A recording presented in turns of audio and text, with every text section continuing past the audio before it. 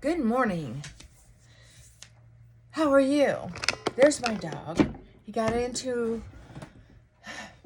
I try to keep him out from underneath my sheets, underneath my bedding. I try to keep the bedding covered up really well so I don't have to change the bedding all the time.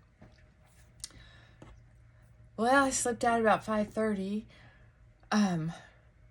Came back to bed and after using the bathroom, and he was sleeping snuggled up between my headboard and my pillow. And I decided I'm not going to fight it. It was that sweet spot at 5:30 in the morning. I thought I'm going to get another hour or two sleep. And he slept there all night. And now, I'm going to have to change my bedding. I can't do all that dog hair up in my face. So now he's like a fat cat up on my bed. Look at him. Frankie, stop. Frankie. And now his allergies are kicked in. We just went to the vet yesterday. And then it came apparent, he's doing the allergy itch. So here's what I want to ask you. Can you be someone on a spiritual journey, on a journey to help others and to love the planet more until it can start loving itself? Can you point the finger at other people who are being maniacs, fighting and screaming and getting into people's faces when they're just doing a job, or face people and want them to go hungry and quit their job so that they don't do things that I don't believe in, to make sure that, I don't know, go down the list. Because at some point it just gets overwhelming that there's so many things to be angry for that are pertinent. The different, I mean, to let murderers out because they turned 60 or 65 or something like that, you got to ask yourself, so, I don't know. I think if the victims are still alive and the victim's family, if they all agree, maybe, I don't know. It's just so much. It's so overwhelming. And, my clients have been affected by it just recently. They thought that there was going to be some fallout from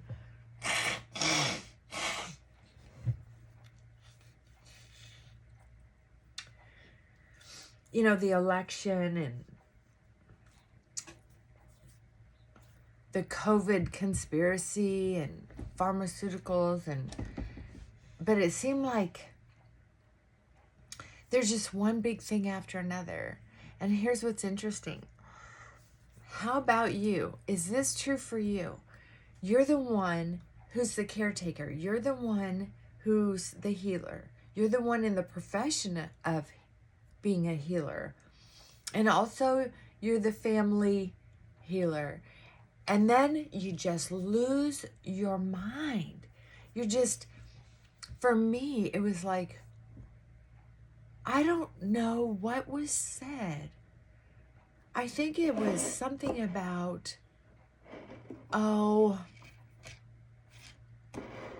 why don't the victims just say the names? And somebody else said, if they say the name, they might be in danger again. And just as importantly, if they are brave enough to put themselves in danger again to help save other people, see, there's a moral, an ethical sweet spot there. Am I willing to put myself in danger to help someone else? Not everyone is equipped to do that. And the other thing is they don't get any money. And then some people started discussing the court cases. And something in me just was like, I'm out. Not only am I out, I'm mad. I'm mad enough to fight to stay out. And I'm like, I don't want to be sucked into this anymore. I don't even want to be around people who are talking about this anymore. I'm thinking about, one of the things I do is I like mysteries. So I watch silly little mysteries on TV. I don't watch the gory stuff. Well, and then there for a while, because it wasn't political, this was a while back, I was watching Ashley Banfield. Because she's like having that,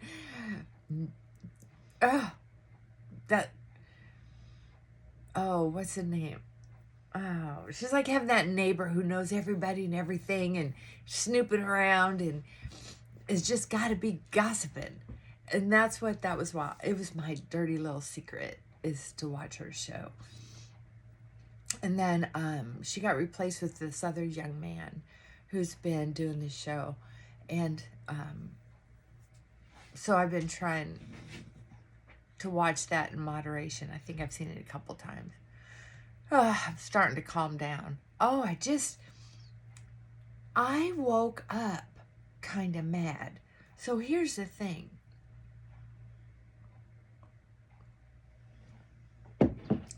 I did my daily reading this morning, and it reminded me of, well, what is today? The 28th?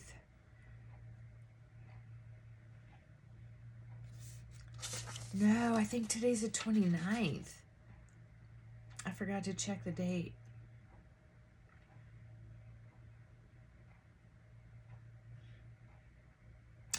You know what? Okay, this would be Monday, Sunday, Saturday, Friday. Oh, I read the wrong one.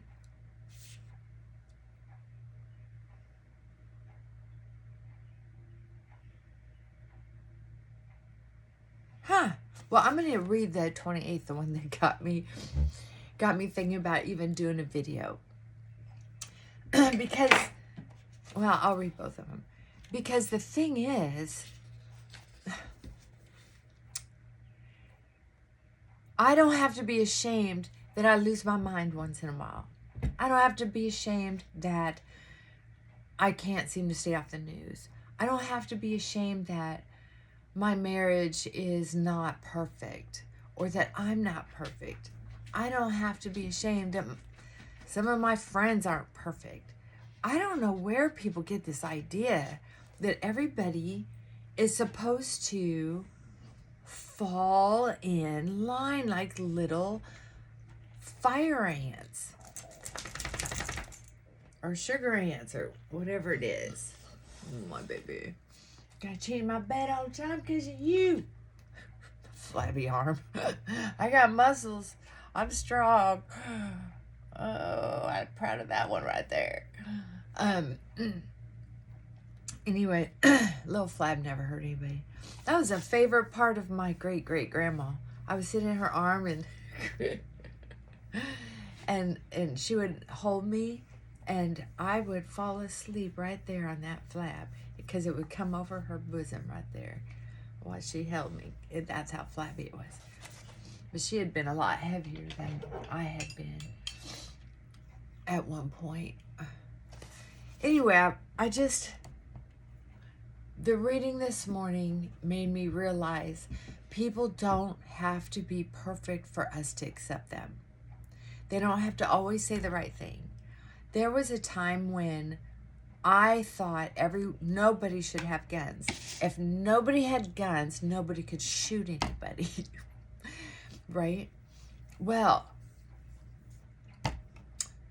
I changed my mind when I realized that shooting someone is a lot better than having to be alive and having someone take a chainsaw after you, or so many other crazy, cruel things, and that it was impossible to take all guns away because people stashed them.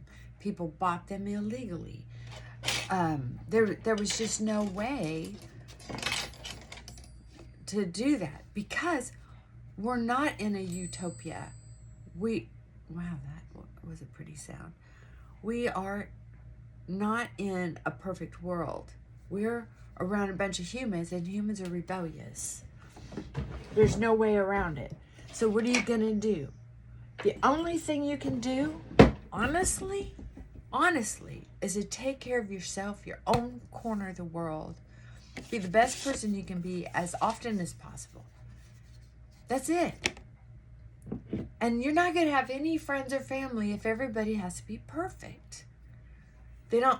My friends don't have to believe in the same politics I do. They don't. And they don't have to be completely sober. The only requirement I have is that there has to be, I feel like there's a scale of lies. There's am I fat? No, you're not fat. You're full figured, but you're not fat. But your mind is going, well, if I look like that, I'd consider myself fat. You don't always want to say that to just anybody, right? Even a good friend may not want to hear it like that. So there's small lies. Yeah. Be honest. That's a type of lie. There's lies by omission that are more important or less important. Like not saying something. I'm not going to say that someone else gossiped about you. And it would have been hurtful. And they're telling other people, but I don't want to say it because I don't want you to be exposed to that. And nobody takes them seriously anyway. Where's that lie fall, right? In a lower echelon. But then when you're lying and cheating and stealing, when you're bald-faced lying about a way of life, about who you are as a person, about lying about what your politics or your religion, or it's like that's deeper because then it's like, wow, do you have a way to be loyal to anybody? That's, I guess, where I'm thinking is those deep lies about who are you really loyal to? Do you really believe in what you're saying about people being abused, and yet you're out abusing people to make your point? To me, that's that twisted lie. And I don't like those kind of lies. To me, that's a dark lie. I'm going to beat you to prove my point that I don't like other people being beaten. Even though you're not the one doing it, probably. Most likely you're not the one. Or I'm going to steal from these people because other people steal, so why shouldn't I? I don't like that depth of humanity. So I'm angry. So I'm like, stop it. But the reading made me realize, for me, I can't stay in that vibration. I can't stay in that. Then I don't care if everything I think I know is true. I don't care if every single little thing I just said is true and everybody should believe the same way I do. What matters is, I keep getting these motion detectors because we have someone working. At one time or another, AA groups go on rule-making benders. After a time, fear and intolerance subside.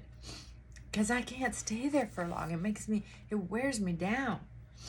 Sorry. After a time of fear and tolerance, fear and tolerance subsides, and we realize we do not wish to deny anyone his chance to recover from alcoholism or insanity.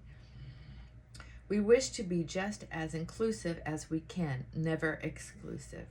AA offered me complete freedom and accepted me into the fellowship for myself. Membership did not depend on conformity, financial success, or education, and I am so grateful for that. I often ask myself if I extend the same quality to others or if I deny them the freedom to be different. Today, I try to replace my fear and intolerance with faith, patience, love, and acceptance. I can bring these strengths to my AA group, my home, and my office. I make an effort to bring my positive attitude everywhere I go. I have neither the right nor the responsibility to judge others. Depending on my attitude, I can view newcomers to AA, family members, and friends as menaces or as teachers. When I think of some of my past judgments, it is clear how my self-righteousness causes me spiritual harm. Exactly. And if it's the 29th, I gotta get going. But the only requirement for AA membership is the desire to stop drinking. I first heard the short form of the third tradition in the preamble. When I came to AA, I could not accept myself, my alcoholism, or my higher power. If there has been any physical, mental, moral, or religious requirements for membership, I would be dead today. Bill W. said in his tape on traditions that the third tradition is a charter for individual freedom. The most impressive thing to me was the feeling of acceptance from members who were practicing the third tradition by tolerating and accepting me. I feel acceptance is love, and love is God's will for us. And that, once again, the third tradition, the only requirement for AA membership is a desire to stop drinking. So the only requirement for humanity is to be a little crazy. I don't know, but I can tell you this.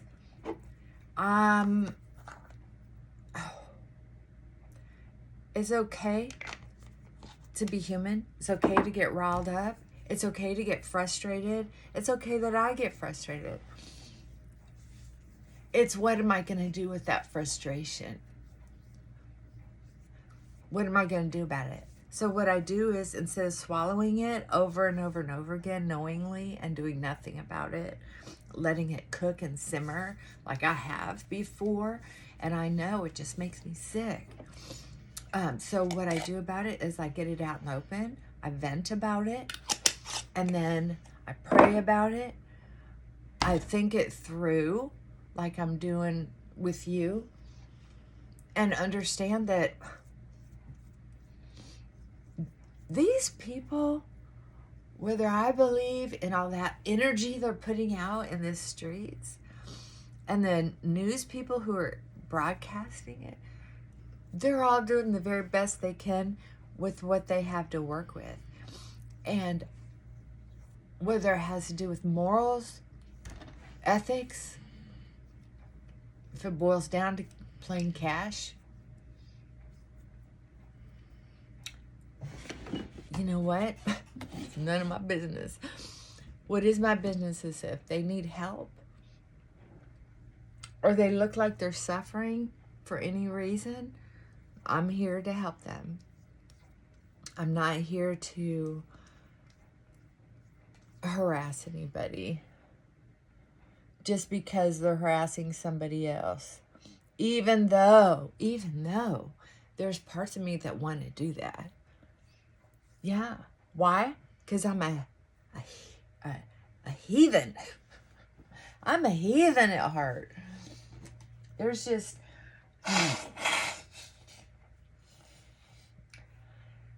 I do my daily readings.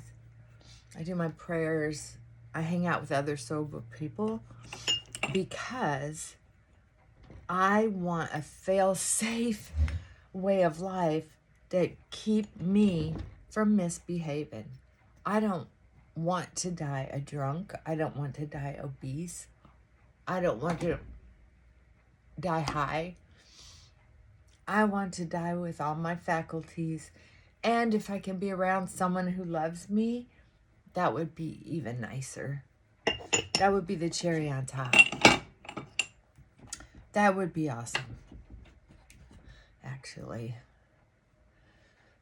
I would love that. But we'll see. Not sure that's going to happen, but that's all of our dreams, right? But dreams don't always come true. But my faith in God and my humanity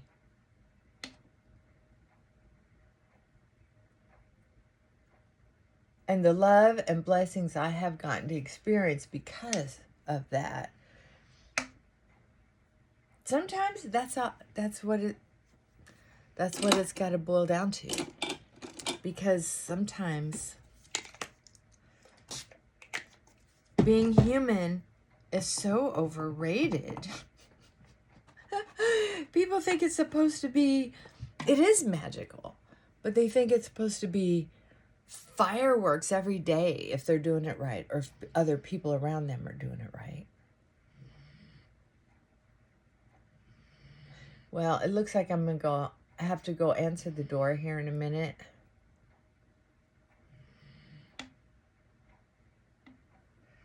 So I'm going to quit my ranting. I do feel a little better, so thank you. I appreciate it. And you know what I realized too?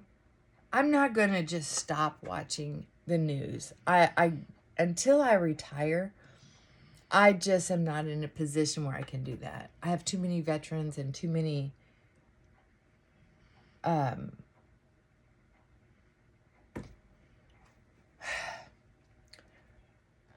too many people that I would seem old and feeble, and they would need to find a different therapist. They need someone who knows what's going on. So I've watched it very little. Probably about, I have cut back about as, I mean, I probably watch 2 hours a week altogether because I like to watch both sides. An hour on each side. An hour of programming on each side. Just to try to stay balanced. But wow, the difference in personalities. Holy smoking moly. Dang. I don't know. All right, y'all. I am going to put on a little mascara, and I am going to get out into the world. Please pray for me. I do feel better, though. So if you have something bothering you, you can vent, and you can email me, and we can exchange some emotional support. And all will be well, because where two or more are gathered, right? We can help each other. And I think when we're trying to heal personally, I think we're helping heal the world too. That's kind of what I think. If we all took care of our own corner of the world with dignity, honor, respect, and sometimes that takes courage. Man, what a fine place this would be, right? What a fine place this would be. Okay. Gonna jump into the day. Woohoo! So hang in there. We got this. Bye for now.